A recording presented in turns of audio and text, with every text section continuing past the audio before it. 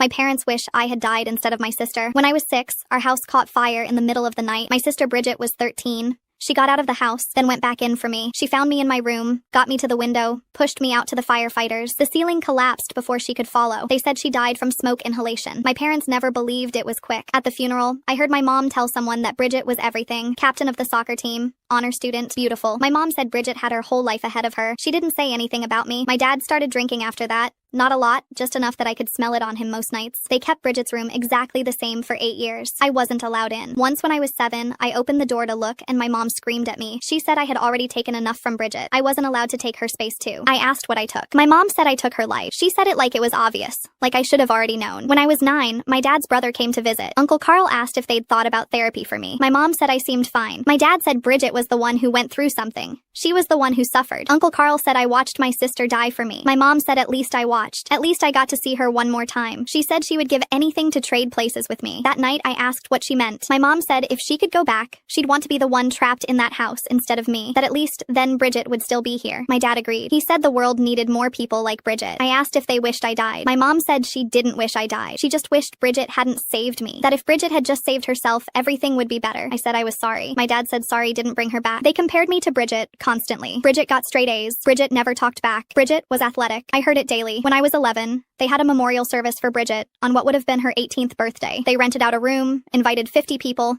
had a video slideshow. They gave speeches about how much she meant to everyone. My 13th birthday was 3 weeks later. My mom made a cake. My dad said happy birthday and went to his office. When I was 13, I asked why they kept Bridget's room like a museum, but barely looked at mine. My mom said Bridget's room was all they had left of her. I asked what about me? My mom asked what about me? I said I was still here. My mom said that was the problem, that Bridget would have stayed perfect. I kept changing into someone they didn't recognize. My dad said I looked more like Bridget every year and it made it harder, that every time he saw me, he saw her, but wrong, like a distorted version. I asked if they loved me. My mom said of course they did, but it wasn't the same. That loving me felt like betraying Bridget. My dad said they would never accept what happened. When I was 15, Uncle Carl came back. He pulled me aside and asked how I really was.